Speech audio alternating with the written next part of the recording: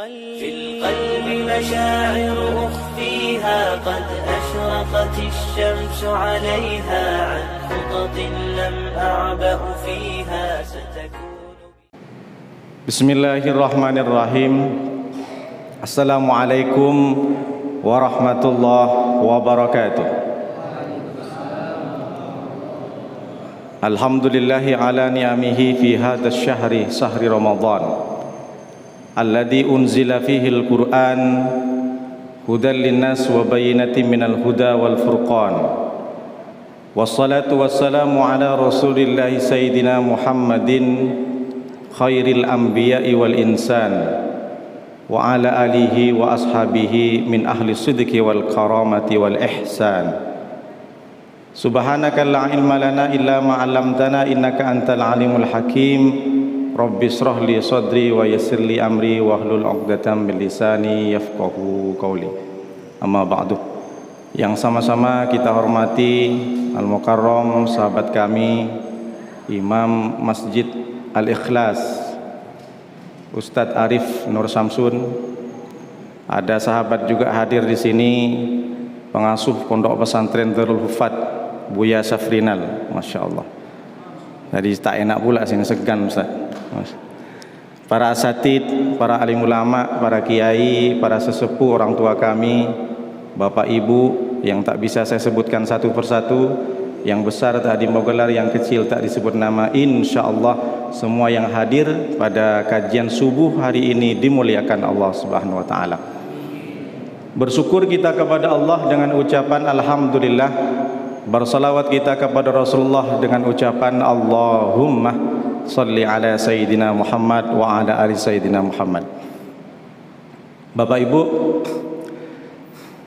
pada kesempatan kali ini saya ingin menyampaikan tentang fikih puasa, atau bisa kita sebut dengan fikhus siyam. Fikih artinya faham. Diambil dari mana? Tentu asal mula katanya dari Al-Quran. Buka Quran surat At-Taubah 122. Wa ma kana lil mu'minina liyanfiru kaffah falawla nafara min kulli firqatin minhum ta'ifatul liyatafaqahu fiddin. Janganlah orang beriman, kata Allah, pergi semua perang. Ada sebagian golongan yang mesti harus tinggal di Madinah. Jangan nak asik berperang semua. Harus ada sekelompok 2, 3, 4, 5 orang yang tinggal di Madinah. Untuk apa? Kalimatnya liyatafaqahu fiddin, agar mereka bisa memahami agama. Jangan sampai perang semua, nanti perempuan-perempuan yang tinggal di Madinah nanti rusak akidahnya. Karena dirusak, tidak ada yang faham dengan agama.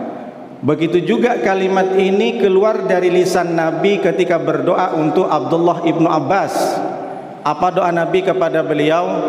Allahumma faqihu fid din wa 'allimhu bit ta'wil. Ya Allah, kata Rasulullah, berikanlah pemahaman agama kepada Abdullah ibnu Abbas, wa 'allimhu bit ta'wil, dan berikan ilmu pengetahuan kepada dia untuk bisa menafsirkan dan mentakwilkan hadis dan Al-Quran. Dan terbukti doa Rasulullah dikabulkan Allah.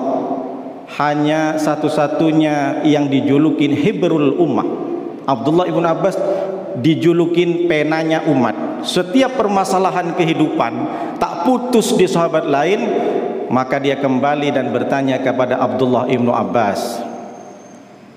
Lalu fakih itu singular, mufrad, kalimatnya tunggal, faham fakih.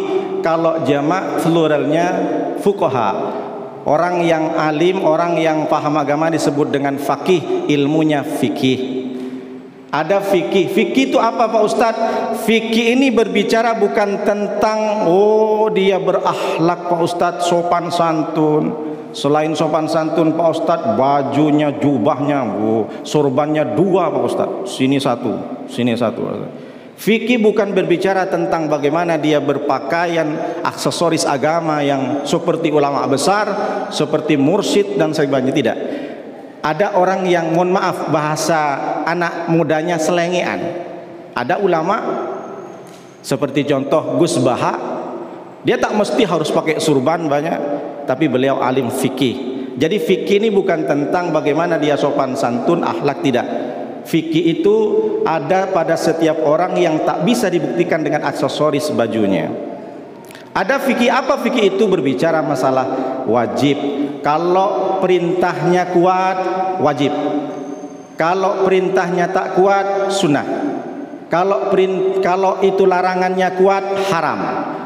Kalau larangannya tak kuat, makruh. Tak diperintah, tak dilarang, mubah. Itu fikih.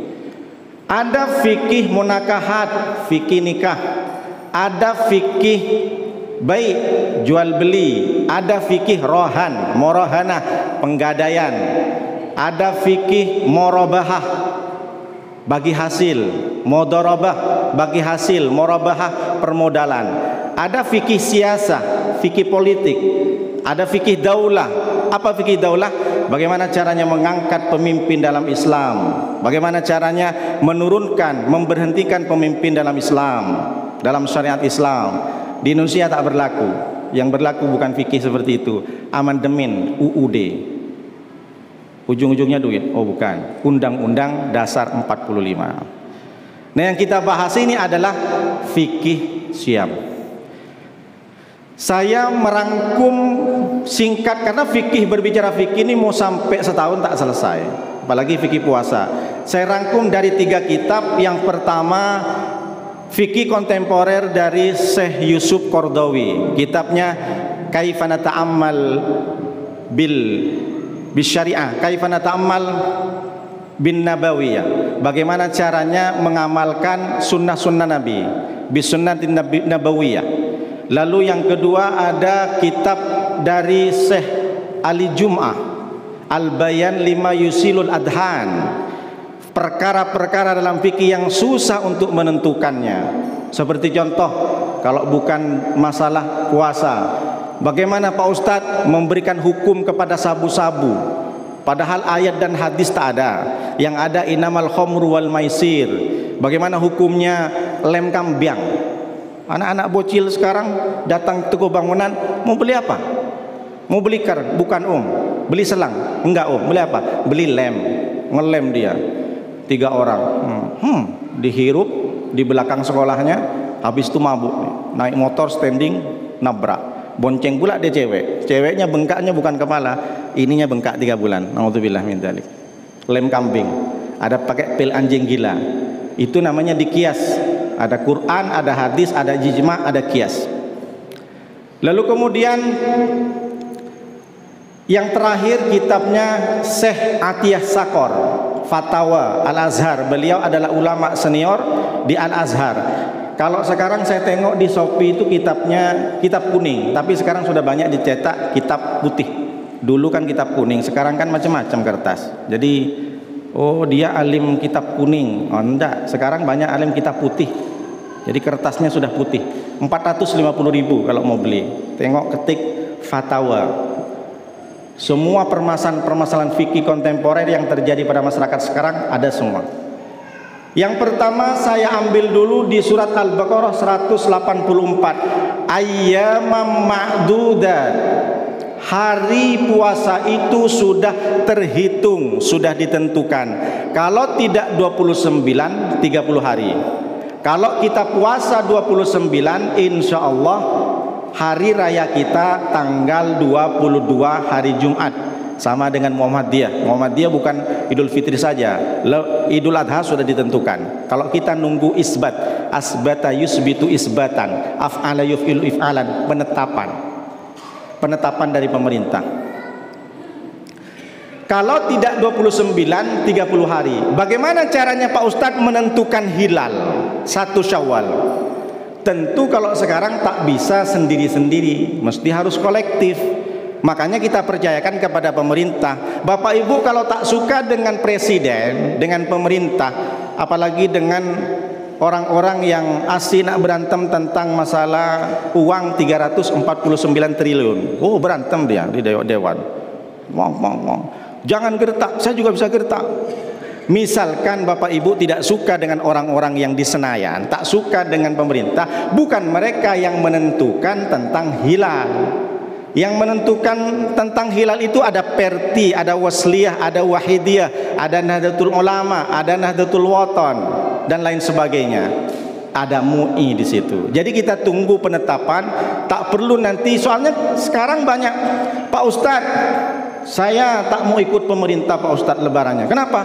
Di Mekah sudah ditentukan Jumat Pak Ustadz, jadi saya ikut Mekah Pak Ustadz. Karena kiblat itu di Mekah. Ini mohon maaf, saya bisa bilang bongak orang ini. Kenapa seperti itu? Mekah dengan Indonesia jaraknya 9,000 km, 9.000 km. Ada dulu murid Pak Ustadz, kiai saya itu, guru saya, kalau sholat Jumat ikut Mekah Pak Ustadz. Loh, jadi gimana? Saya tengok selisih Mekah dengan Indonesia itu kan 5 jam. Berarti kalau Jumat siangnya di Mekah, di sini sudah jam 5 sore.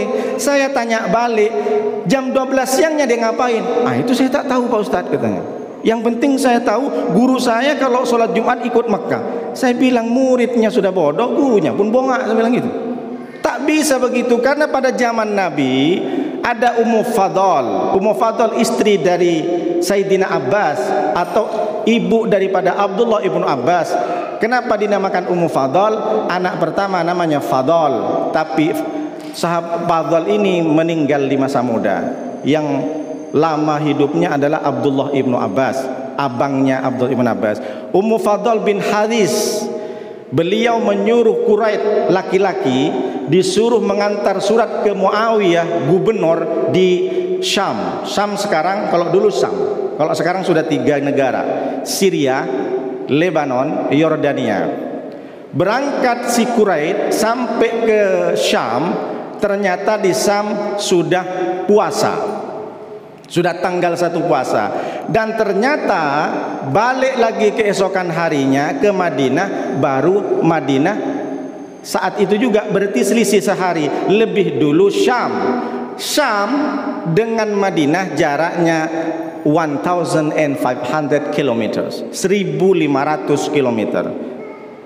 Berarti lebih dekat Syam dengan Madinah antara Indonesia dengan Mekah. Bayangkan coba, hanya jarak 1.500 saja berbeda. Di zaman Abdullah ibnu Abbas, hari raya hari Jumat di Madinah, di Mekah hari rayanya Idul Fitrinya hari Sabtu. Padahal Mekah dengan Madinah jaraknya cuma perjalanan bus itu 6 jam. Lalu kemudian orang Indonesia dengan lantangnya, karena Mekah satu-satunya kiblat, saya harus ikut Mekah. Dan terjadi banyak kemarin di masa Covid. Di Mekah ini sudah jelas ini. Nggak bisa kita tentukan hilal. Beda peredaran bulan, anak bulan itu beda. Makanya kita mesti harus kolektif. Caranya bagaimana? Sekarang sudah ada teleskop namanya. Jadi kalau ada misalkan di kawasan Nirwana ini tiba-tiba datang seseorang, Pak Ustadz, Pak Arif, nampaknya besok lebaran Pak Ustadz. Kenapa? Saya nampak hilal, anak hilal ini. Betul nggak Pak Haji, kata Ustadz Arif? Betul. Kalau ada orang seperti ini, satu laki-laki bersumpah dia, wallahi billahi tallahi nampak hilal, cek dulu di matanya sini. Mana tahu ada yang nyangkut-nyangkut. Rupanya ditengok ada bulu matanya yang mau jatuh, model hilal begini. Pak Haji masih nampak hilal? Nampak Pak Ustadz. Diambillah sama Ustadz Arif, misalkan Ustadz Arif ilustrasi aja, diambil, masih nampak Pak Haji? Oh, udah hilang Pak Ustadz, katanya. La ilaha illallah. Ternyata yang nampak hilalnya itu bulu matanya mau jatuh. Artinya apa? Bahwa tidak boleh kita benarkan persaksian satu orang. Ini tentang masalah penentuan anak hilal. Anak hilal itu bulan. Lalu kemudian faman kana minkum maridun aw ala safarin fa iddatum min ayyamin ukhar. Kalau ternyata kalian dalam keadaan sakit dan perjalanan, fa iddatum min ayyamin ukhar, hendaklah ganti di hari yang lain. Sakit tapi ada diperkirakan sembuh. Tapi sakitnya benar-benar, bukan sakit MC, bukan sakit pura-pura. Abang kata suaminya, abang tak puasa. Aku tak puasa dek. Kenapa bang? Ini aku dapat surat MC dari dokter, 1 bulan penuh sakit MC. Jadi nanti gimana? Surat ini aku antar ke PT, ke tempat aku kerja. Kau boleh tipu direktur manajer di PT-mu, tapi kau tak boleh bisa tipu Allah. La ta'khuduhu sinatu wala naum. Jadi sakitnya bukan karena kong kali kong dengan dokter, dengan bidan, dengan puskesmas. Sakit betulan. Kalau sakitnya bisa disembuhkan, misalkan asam lambung lagi kambuh, berarti dia hanya kodok saja. Tapi kalau sakitnya akut stadium 4, jantung sudah pakai ring 5 misalkan, lalu kemudian kata dokter buah pinggang sudah tidak ada, tak berfungsi lagi menyaring minuman, kemudian ada ginjal yang sudah dicangkok, kata dokter bapak kalau puasa bapak mati nanti misalkan. Berarti kan ini akut. Kalau akut berarti tak perlu kodok, hanya bayar fidyah. Atau perjalanan silahkan berbuka. Jadi tak mesti harus, kalau sekiranya kuat tak apa-apa juga dilanjutkan. Tapi perjalanannya perjalanan yang syar'i. Yang kedua memenuhi syarat. Syarat seperti apa? Kalau madhab Syafi'i perjalanannya itu 89 km, 89, genapkan aja 90. Ada yang mengatakan 82, 83, 84, silahkan ikut yang mana. Kalau Imam Syafi'i 89. Kalau Batam ke Bintan, saya cek di Google tak nyampe. Jadi kalau Bapak Ibu pergi jalan-jalan ke Bintan ke Kijang, berarti tidak cukup untuk berbuka puasa. Kalau ke Dabo Singkep mungkin sampai. Perjalanan berapa jam? Speed saja perjalanan sampai 4-5 jam ke Dabo Singkep Lingga. Boleh, tapi kalau ke Bintan Tanjung Pinang tak boleh. Wa 'alal ladzina yutiqunahu fidyatun ta'amu miskin. Bagi orang yang sudah tua renta, yang sudah tidak mampu lagi berpuasa, silahkan bayar fidyah. Datang ibu itu kepada anaknya laki-laki. Nah, nampaknya Ramadan 1444 ini aku tak bisa puasa anakku. Aku minta duitnya mau bayar fidyah 1 bulan, 30 hari. Tunggu dulu mak, aku mau bilang sama biniku. Oh ini yang tak betul nih. Suami-suami seperti ini nih berarti menyangka surga di bawah tapak kaki bini. Bayangkan coba, emakmu yang dulu tak memakai baju lebaran hanya gara-gara untuk beli baju lebaranmu, tiba-tiba dia datang ke tempatmu wahai para suami, minta suruh bayarkan fidyah, masih mau bilang sama bini. Ini nanti kalau sudah mati, kata malaikat nggak usah disiksa dia. Kenapa? Di dunia sudah diazab dia, takut sama bini. Jangan sampai emak kita datang. Nah contoh sekarang yang istri-istri, kebanyakan istri dia tak akur dengan mertua perempuan, apalagi satu rumah. Sekali-kali datang mamanya ke rumahnya, yang ditanya bukan emak udah makan, tidak, emak kapan pulang. La ilaha illallah. Pas ada suaminya sok-sok baik, tapi bukan di sini, di luar sana jauh, di pelosok. Jadi kalau sampai nanti kita tanyakan, kalau emak kita tak ingat, bapak kita tak ingat yang sudah tua renta, Pak berapa hari bapak tak bisa puasa, aku bayarkan fidyah, segera bayarkan. Fidyah itu berapa Pak Ustadz? Nisfuh so'in, setengah sok. Atau kalau di bahasa dalam fikih madhab Syafi'i 4 mud. 1 mud 7 on setengah, 7 on setengah, 7 on setengah, 7 on setengah, berarti 3 kilo. Yang dibayarkan fidyah itu setengah sok, berarti 2 mod. 2 mod ini sekitar kalau diberaskan 1,5 kilo beras kilogram. Atau kita bayarkan dengan makanan sesuai dengan makanan kita. Tiap hari kita makan apa? Misalkan makan kakap, makan sehari untuk fakir miskin. Jadi makan sehari misalkan 3 kali, 3 kali itu juga kasih makan. Kalau langsung diberikan makanan sesuai yang apa yang kita makan. Kalau di rumah kita makan jengkol, makan pete, lauk, samakan. Makan kakap besar di rumah, maka kalau dikasih ke orang miskin juga kakap besar. Jangan pula dikasih ke orang miskin cucunya kakap kecil kasih. Ya Allah. Di rumah kita makan ayam besar, paha besar, dada besar ayam. Yang dikasih ke fakir miskin untuk bayar fidyah, ceker ayam. Apa kata orang miskin? Ya Allah, mobilnya Alphard, satunya juga Pajero, rumah tingginya luar biasa, masa aku dikasih ceker ayam katanya. Ini tak betul. Kalau kita ngasih beras, di rumah kita makan yang dimasak berasnya Bumi Ayu, istimewa, anak ajaib, anak terbang, anak tenggelam, anak bunuh diri, macam-macam. dikasih ke orang miskin Raskin, Bulog, dapat sembako dari pemerintah, bukan pemerintah Kota Batam, jangan pula nanti dibilang dikasihlah beras Bulog. Tidak boleh, sesuai apa yang kita makan. Kalau kita setiap hari kita makan kerang tumpah, sotong tumpah, melendri tumpah semua, tumpahin aja juga. Kalau kita sering makan nasi padangnya bukan 10.000, makan nasi padang kapau ya, yang mahal kapau. Di situ promosi pula saya nasi kapau. Itu kan sekali makan 30 sampai 50. Kasih sesuai dengan, jangan dikasih yang jelek-jelek kepada fakir miskin. Hitung berapa puasa. Sama dengan ibu-ibu tak sempat kodok puasa kemarin. Oh iya Pak Ustadz, puasa tahun 2022 masih tinggal 2. Ternyata kena penalti. Pas mau bayar saya Pak Ustadz mau ganti, tiba-tiba saya haid. Maka ibu tetap punya kodok 2 hari, tapi di bulan ini ibu bayar fidyah. Jangan lupa, penting. Ini denda. Sama dengan kita STNK mati STNK kita bayar pajak. Tapi sekarang dunia perpajakan lagi heboh. Sampai anak SMA bilang duduk di balkon pakai HP Xiaomi, anaknya pakai Robicon, rakyatnya makan Indomie. Cuak. Kalau anak-anak kecil bilang cuak, ketawa kalau anak kecil. Wa 'alal ladzina yutiqinahu fidyatun ta'amu miskin. Sudah selesai, putus. Karena di situ lanjutannya faman tatawwa khairan fa huwa khairul lah. Dulu zaman Nabi puasa itu silahkan, yang mau puasa silahkan, yang mau bayar fidyah silahkan awal-awal. Kalau sekarang sudah mansuh, mampu puasa wajib puasa. Kalau dulu silahkan, pilih mana, mau bayar fidyah atau puasa, itu dulu.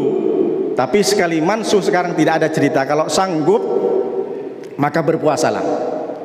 Wa antasumu khairul lakum in kuntum ta'lamun. Selesai, sering banyak saya sampaikan. Lalu masuk lagi ke fikih tentang sunnah di bulan puasa. Kalau masalah wajib tentang niat, kemarin saya sudah jelaskan tentang niat di Masjid Nurul Jannah.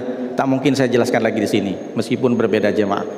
Yang sunnah sahur, tasaharu. Nanti kalau dijelasin, Ustadz tuh itu terus yang dijelasin. Sama dengan bulan puasa.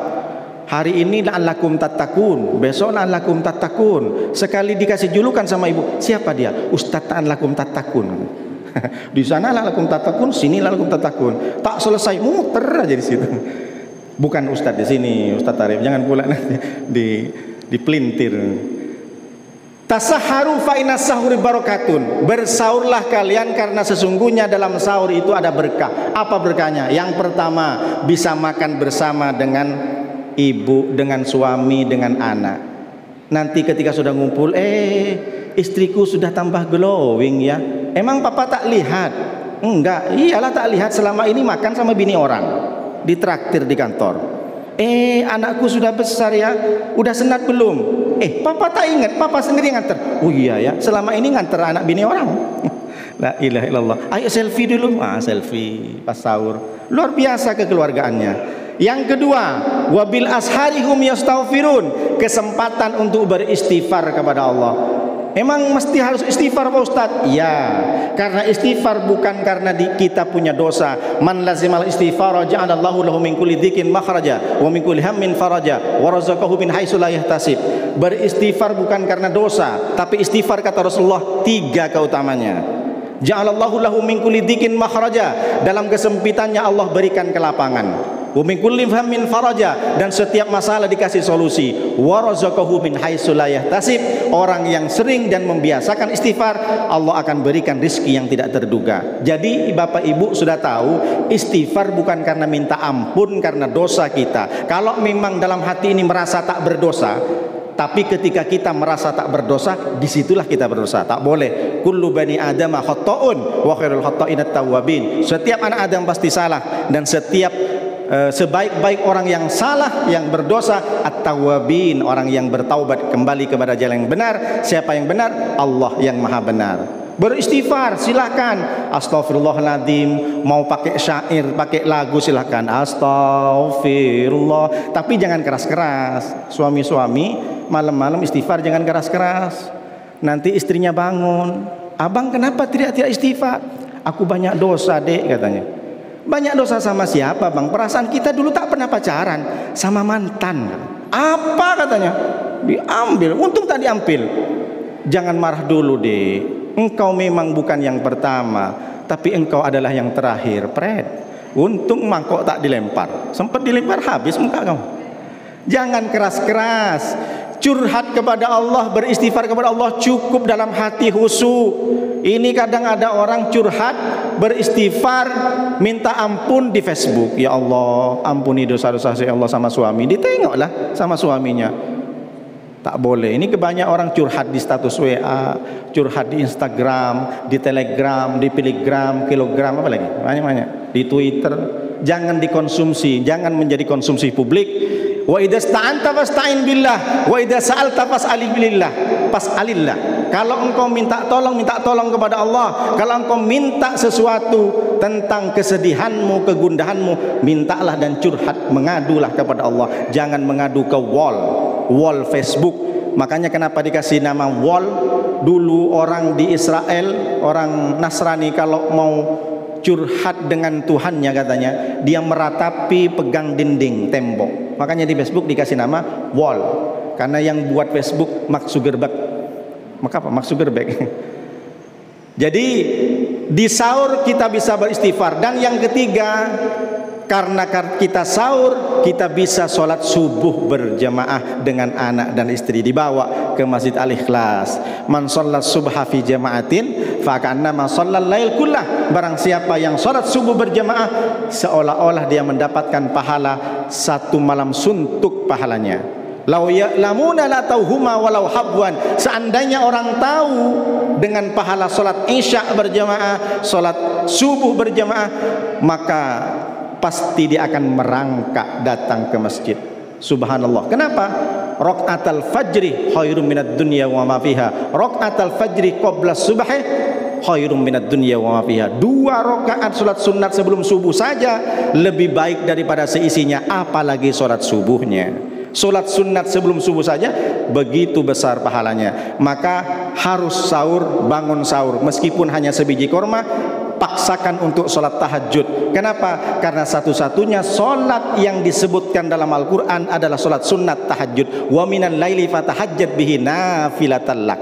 Satu-satunya sholat sunat, tidak disebut sholat sunat taubat, sholat hajat, sholat awwabin, sholat dua. Tak ada. Satu-satunya sholat sunat yang disebut dalam Al-Quran Al-Isra ayat 79 adalah sholat tahajud. Maka paksakan kita. Kenapa? Karena di sholat tahajud disunnahkan memanjangkan bacaan Al-Qurannya. Karena kalau kita baca Al-Quran, di tubuh ini akan bisa menerima sesuatu yang positif. Kenapa? Dalam tubuh ini ada 3 liter darah cair. Ada cairan dalam tubuh yang merespon ketika dibaca Al-Quran. Makanya mesti kita harus bangun subuh. Sama dengan kita minum air itu sudah dibacakan Al-Fatihah, maka itu akan ketahuan. Yang meneliti bukan orang Indonesia, bukan orang Islam, orang Jepang. Bapak Ibu kalau tak percaya ketik di Google The Miracle of Water. Itu kalau bahasa kampung saya. Kalau di Batam orang baca The Miracle of Water. Ketik The Miracle of Water, maka nampak di situ ada air yang timbul cahaya seperti bunga persegi 8, molekul-molekul. Kenapa air itu? Karena dibacakan Al-Quran. Itulah kenapa kalau kita ada zikir, istighosah, buka air di botol agar masuk bacaan Al-Quran. Kalau bagi orang biasa, tak masuk akal, dongeng saja. Tapi bagi orang yang beriman dan rasional, percaya dengan Al-Quran, dia faham. Kenapa? Jangankan dibacakan, orang dengar saja diem. Wa idza quri'al Qur'anu fastami'u lahu wa ansitu la'allakum turhamun. Orang yang mendengar Al-Quran saja bisa dapat rahmat, apalagi air yang dibacakan. Tapi jangan gara-gara ini asik nak dengerin terus. Ibu nggak baca Al-Quran, saya mau dapat rahmat Pak Ustadz, jadi apa? Saya dengerin aja Pak Ustadz. Datang ke Masjid Al-Ikhlas hanya dengerin saja. Ini Al-Quran Pak Ustadz. Bukan begitu. Itu level terendah tentang Al-Quran. Oke, yang sunnah. Yang makruh di bulan puasa, jangan kumur-kumur. Apalagi pakai pasta gigi, Sensoden, enzim, Ciptaden, Pepsoden, apalagi macam-macam. Kenapa? Karena Rasulullah sampai bersumpah, meskipun hukumnya makruh, kalau lewat dari duhur makruh tanzih. Fawalladhi nafsi biyatihi lahulu fi famis shaimi atyabu indallah min rihil miski. Sungguh bau mulut orang yang berpuasa lebih harum di sisi Allah daripada min rihil mis, dari wanginya minyak kasturi, minyak mis. Kalau minyak anak muda sekarang bakarat, Bulgari Omnia, apalagi macam-macam. Kalau anak-anak muda, bau harumnya bau orang kaya katanya. Bau mulut orang berpuasa tak boleh dihilangkan. Dari hadis ini sudah jelas. Tapi jangan gara-gara dengar hadis ini ibu-ibu 10 hari, 13 hari tak sikat gigi. Ngomong sama ayahnya, "Ma, kok aku cium-cium bau mulutmu udah beda, Ma. Bau aki-aki." "Kenapa? Aku nggak sikat gigi, Pak. Udah 10 hari nggak sikat gigi." "Kenapa nggak sikat gigi?" "Aku dengar dari hadis kemarin sampaikan Ustaz Nuruddin. Ini, Pak, bau mulut aku ini lebih harum di sisi Allah. Papamu nyoba," katanya. "Hah, pingsan lah papanya." Jangan tak sikat gigi. Silahkan sikat gigi setelah buka puasa, sebelum imsak atau sebelum timbul fajar. Di lain itu, Pak Ustadz, saya kalau tak sikat gigi nanti ketemu dengan klien di kantor bau, Pak Ustadz. Kan ada masker. Ada masker, silakan pakai masker. Jangan hanya gara-gara biar terlihat harum, hilang keberkahannya. Karena itu adalah kalau lewat dari duhur makruh tanzih. Sebenarnya tak masalah, kumur-kumur istinsyak pun boleh, menghirup air tidak masalah, tapi jangan terlalu dalam. Fa idastansakoh fabali illa antakuna sauman. Jangan sampai kalian berinstinsak. Kalau mau istinsak silahkan sampai kotak, tapi kalau dalam keadaan soiman, berpuasa, janganlah sampai terlalu dalam. Nah, ini juga nyambung ke masalah ini, masalah sesuatu yang masuk ke rongga lubang. Dulu waktu kecil saya ada dulu perdebatan di pondok pesantren. Ini pakai fikih Al-Bajuri, Takrib Madzhabul Arba'ah, lalu kemudian Fathul Mu'in, sarahnya lagi I'anatut Thalibin yang 4 juz itu. Di situ memang ada ulama madhab Syafi'i mengatakan air yang masuk, sesuatu yang masuk ke rongga lubang dalam badan itu batal. Itu pendapat yang pertama. Pendapat yang kedua tidak batal, karena yang dimaksud lubang itu al-jauf, dukhulus syai'i ilal jaufi ail maidah, memasukkan sesuatu kepada rongga atau langsung sampai ke lambung. Itu yang membatalkan. Jadi kalau masuk ke rongga yang lain tak batal. Dulu diskusi di Bahsul Masail di pondok saya tentang masalah kentut di dalam air. Kentut dalam air itu batal. Kenapa? Karena prosesnya ketika kentut keluar angin, sap. Nanti setelah angin dikeluar dari kentut, ada angin yang masuk lagi dalam, sap. Maka masuklah air. Itu batal. Tak batal itu. Kalau memakai logika kentut batal di dalam air karena ada sisa angin yang masuk lagi ke dalam, maka tentu berak juga batal. Berak yang seperti apa, Pak Ustadz? Mohon maaf, agak jorok sedikit, tak apa-apa kan lagi puasa. Beraknya panjang, panjang. Habis itu kepotong, sisa potongnya masuk lagi, ke dalam, batal. Akhirnya orang yang punya keyakinan seperti ini seharian tidak berak-berak dia. Nunggu buka puasa, sekali dibunyikan sirine buka puasa, Allahu Akbar, Allahu Akbar, buka sambil di toilet, sambil berak. La ilaha illallah. Jadi tak batal. Masuk ke rongga-rongga lubang selain jauf dan maidah tidak batal. Misalkan seperti contoh kuping kemasukan semut angkrang. Semut angkrang Bapak tahu kan? Dia kalau udah masuk apalagi berantem, macam sapi berantem. Sama orang dahulu itu diambillah tembakau, dikasih air hangat, baru dimasukkan. Jadi air tembakau itu bisa membunuh semut angkrang. Ini orang dihirup pula tembakau tuh, 2 bungkus lagi sehari, tak mati-mati. Bukan berarti saya melarang rokok, silahkan yang rokok. Saya tak bilang rokok haram, nanti di blacklist. Jadi kalau semut masuk ke dalam, maka dikasih obat tetes telinga atau pakai air tembakau.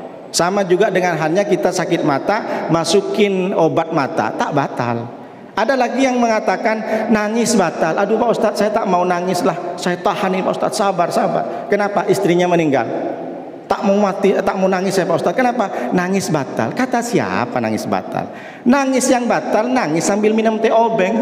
Minum teh obeng, nah itu baru batal. Atau air matanya jatuh sini, kok asin katanya. Jadi nangis tak batal. Ini yang perlu disampaikan kepada masyarakat. Memang pendapat ini ada 2 ikhtilaf. Imam Ghazali, meskipun Abu Hamid Imam Ghazali, Muhammad Abu Hamid Al-Ghazali mengatakan beliau tak batal rongga selain tenggorokan dan Al-Maidah.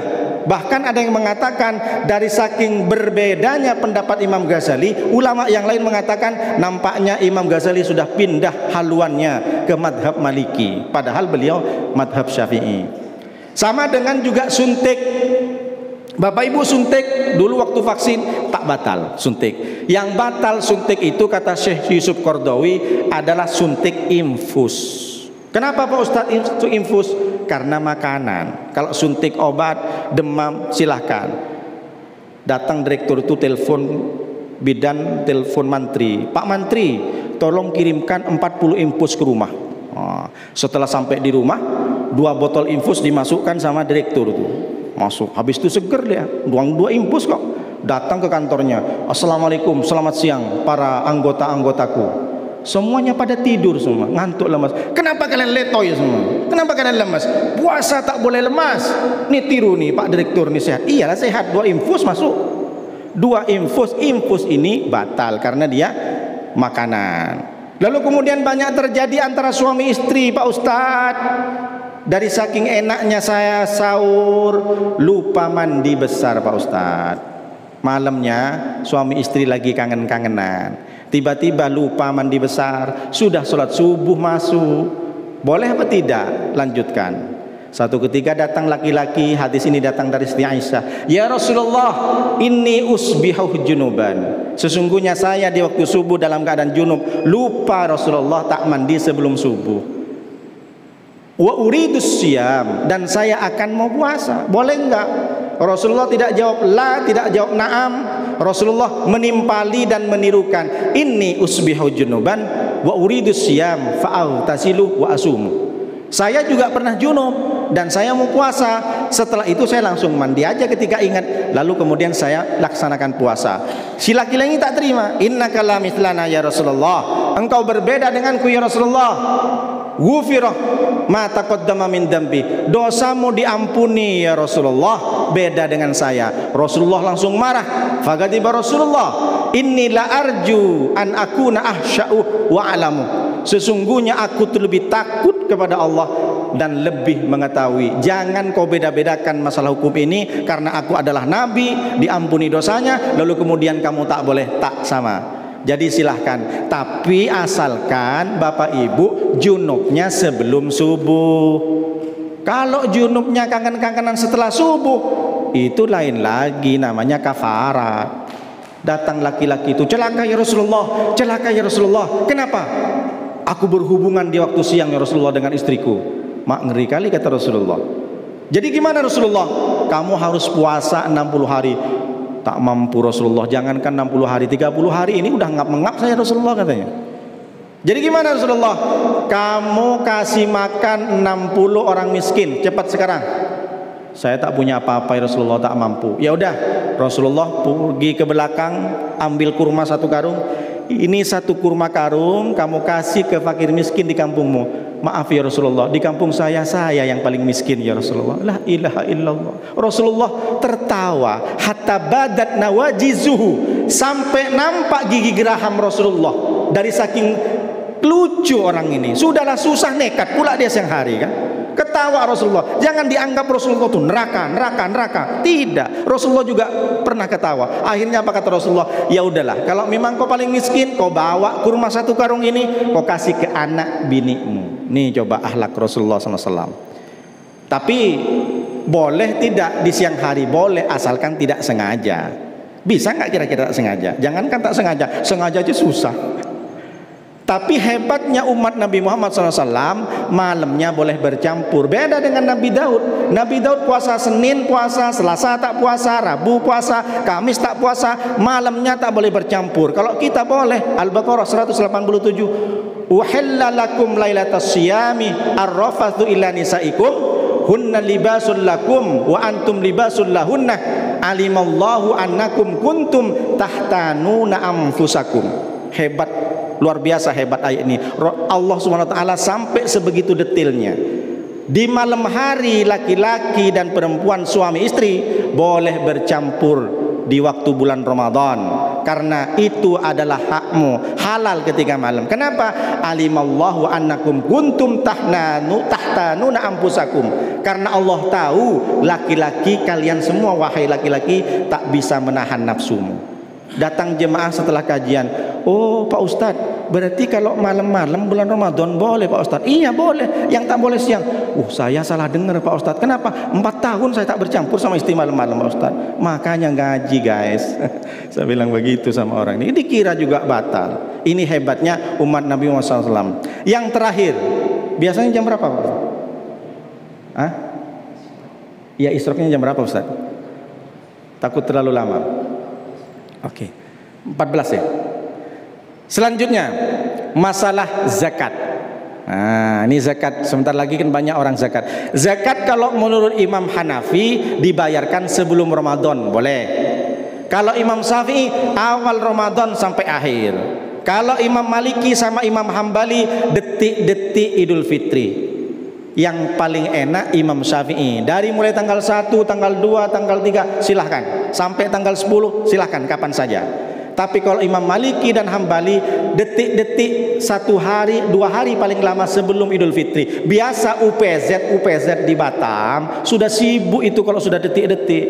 Nanti Pak Ustadz saya mau ngantar zakat, tak boleh, kami udah sibuk buat nastar, buat kue, entar lagi saya mau balik kampung sana. Akan begitu biasanya. Bahkan diumumkan pokoknya nanti malam terakhir. Jadi Bapak Ibu silahkan bayarkan dari sekarang pun tak masalah. Lebih enak Imam Syafi'i. Tapi dengan catatan yang kita bayarkan sesuai apa yang kita makan, al-quds al-balad. Tapi kalau di zaman Rasulullah hadisnya sahih, farrada Rasulullah SAW zakat al-fitri so'an min tamrin, au so'an min syairin, au so'an min zabibin, au so'an min atifin. 4 kalau Rasulullah. Pertama tamar, kurma, 1 sok. Lalu kemudian syair, gandum. Lalu yang terakhir, yang ketiga zabib. Zabib itu adalah anggur yang dikeringkan. Kalau kita nyebutnya apa? Kismis. Lalu atif itu apa Pak Ustadz? Susu kambing yang dikeringkan, ditaruh di talam, dijemur. Kalau sekarang kita nyebutnya blue band. Jadi kalau susu kambing dijemur yang segar itu jadi mentega. Itu yang dibayarkan. Tapi boleh nggak bayar pakai uang? Silahkan. Ketika zamannya Umar bin Abdul Aziz, dengan tata cara kalau pakai uang sesuai yang disampaikan oleh Kemenak, berbeda dengan takaran beras. Kalau beras 2,5 kilo, lebih bagus dilebihkan 3 kilo. Kalau memang itu lebih hitungannya menurut Allah jadi sedekah. Tapi kalau kurang dari 2,5 kilo, naudzubillah, kalau bisa 3 kilo saja kalau beras. Tapi kalau diuangkan 3,5 kilo, 3 kilo seperempat. Jadi bukan 2,5 kilo lagi kalau diuangkan. Yang salah bawa uang datang ke masjid beli beras. Berasnya 1 karung, 1 kotak begini, 1 baskom. Pak Ustadz saya mau zakat. Ya, saya mau zakat diri saya sendiri. Ini silahkan. Saya beli Pak Ustadz, beli ini berasnya. Nawaitu an ukhrija zakat al-fitri an nafsi fardhallahi ta'ala. Saya ingin mengeluarkan zakat fitrah dari diri saya fardhallahi ta'ala. Aduh Ustadz, istri saya juga Pak Ustadz. Oh ya, beli juga, beli. Diambil beras yang tadi. Sodorkan beras yang tadi. Nawaitu an ukhrija zakat al-fitri an zaujati. Pak Ustadz, anak saya 2 laki-laki semua Pak Ustadz. Beli lagi. Diambil sama ustadznya beras yang tadi. Akhirnya karena ditarik sana, tarik sini, koyak beras itu. Itu yang tak boleh, tak diganti. Beras yang tadi kan sudah dibeli. Jadi caranya bukan akad seperti ini. Bawa saja uang, akad zakat fitrah pakai uang. Bukan akadnya pakai beli beras. Itu yang salah.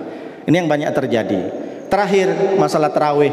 Tarawih rakaat di zaman Rasulullah melaksanakan dulu berjemaah. Lalu kemudian karena banyak orang yang berjemaah, tiba-tiba Rasulullah ganti berjemaah dengan istrinya pulang ke rumah. Takut orang-orang menyangka nanti di akhir zaman tarawih wajib. Ketika Rasulullah berhenti tak berjemaah di masjid, ternyata banyak kelompok berjemaah. Di sana ada 10 orang, sana 10 orang, sana 10 orang.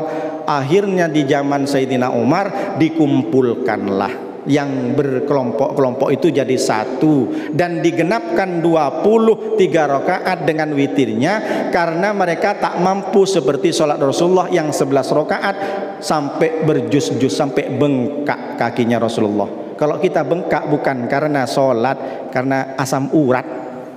Jadi zaman Rasulullah memang 4 salam 11 rakaat kalau dirakaatkan dengan witirnya, tapi suratnya panjang-panjang. Kalau kita yang mana enaknya lah Pak Ustadz, saya tak sebutkan. Saya pun kadang kalau ceramah di satu masjid 11 rakaat, alhamdulillah tak lama-lama.